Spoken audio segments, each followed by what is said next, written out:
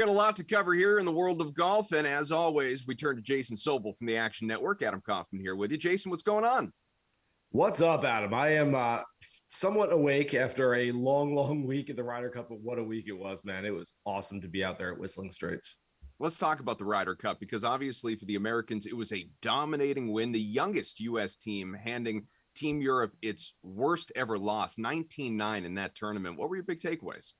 Yeah, I think first of all, if you're still one of those people that think, these guys are professional athletes, they don't care about this competition where they don't make money. The Ryder Cup is the only event that can make grown men cry on both sides of the win and the loss. So that is one of them. Secondly, this could be a dominant American team for the next era because these guys are really good. I know it's a small window that we're in. It's the recency bias, but I can't see this team changing much before it gets to Rome in 2023 for the next edition of the Ryder Cup. And, oh, by the way, Adam, I can't wait for that one either for similar reasons. Yeah, there you go.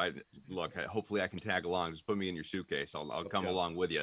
Let's talk about the Sanderson Farms Championship here because, on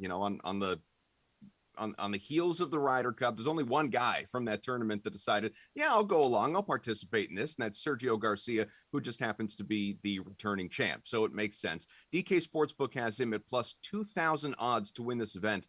What do you think? Can he do it? Yeah, the Sanderson Farms can probably make grown men cry as well, but I'm not sure it's because of the same reasons as the Ryder Cup. Might be because you're betting on Sergio this week after he played well in the Ryder Cup, not quite well enough to win his singles match against Bryson DeChambeau. But I just think that Sergio is probably going there with the gas tank on empty. He feels a commitment to the event after winning it last year. I applaud him for that. He deserves all the praise he can get, but he ain't getting my money at 20-1 this week. And Sergio's not the favorite either. That is Sam Burns. He's 14-1, plus 1,400 on the DK Sportsbook. He's quietly had a good stretch here over a couple of months, multiple top 10 finishes for him as well. So what are your thoughts on him actually going out and taking this thing? Well, speaking of the Ryder Cup, I think Sam Burns is going to be one of those few players who turns over on the U.S. Ryder Cup team moving forward 2 years from now. I think he's got a great shot to be in Rome in 2023. Really solid young player who keeps getting better seemingly on a weekly basis. I like him this week. I like him anytime he's putting on Bermuda. Bermuda Burns is what they call him, and this should be a nice week for him. But as the tournament favorite, I'm probably going to stay away. This is one where we've seen players usually in the 50, 60, 70, 80 range to 1 and higher being guys that can finish at the top of the leaderboard. So I'm not going to chase a favorite this week. Right behind Burns, you have three guys, a trio who all sit at plus 1,600 on the DraftKings Sportsbook. That's SUNGJAE, it's Corey Connors, it's Will Zalatoris. If you had to pick one to stand out, who is it?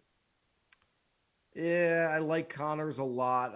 Quite frankly, I can see any of those three. Zalatoris would probably be my choice of those three. And again, like Burns, I think he's one of the two players that can break onto this Ryder Cup roster a couple of years from now, but I don't think that starts this week. Good player. He's going to win at some point. We all know this. I just, again, Adam, I just don't think it's going to be this week, and that price is way too short for me to hop on.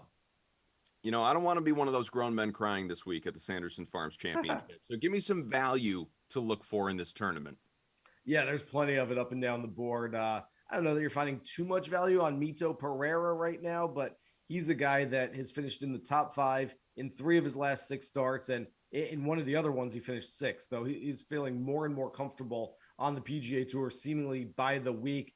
Speaking of guys who have graduated from the Korn Ferry, Steven Yeager is a guy who played terrific golf on the developmental circuit. I think he's ready to go out and play well. Actually spoke with him about this on my SiriusXM PGA Tour radio show about a month ago and said, where would you pick yourself?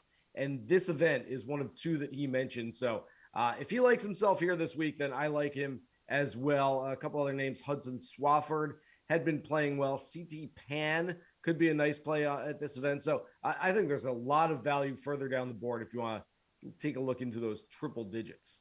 It'd be nice if you had a similar story from your radio show about a guy who says, don't pick me, stay away from me.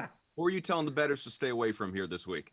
Yeah, no one has told me that yet, but I will let you know if that happens in the next couple of days. But for now, I'm staying away from the guy that we mentioned right off the top, Sergio GARCIA, fresh off a very, very emotional Ryder Cup where he's got to be physically and mentally exhausted. Look, again, he played well, and he certainly can go out there and play some solid golf once again. I questioned Sergio before he played in this event last year. It just seemed a weird one. Like, fall event in Mississippi, Sergio just decides to show up and play golf. I just thought it was kind of strange why he was going there. Then, of course, he proved me wrong, and he went out and he was motivated enough to win the tournament. So if he did it last year, he can do it again, but he's the fade for me this week. I went to the Ryder Cup just covering it, sitting in front of a laptop, just going like this all week, and I'm exhausted. Sergio actually played in it, played a bunch of matches, and so I've got to think that he's pretty tired as well going into this one. Like what again? Could you show me one more time? I think it's something like that. That's something like that. That makes sense. I do a lot of that too, Adam. All right. I like to do some writing, Jason. You may think it's a prop, but no, I got my notepad. I'm gonna write it down because I need to know what direction to go. Who's gonna win this thing? Old school, writing them down. I like that. I am going to go with the guy I mentioned, triple digits.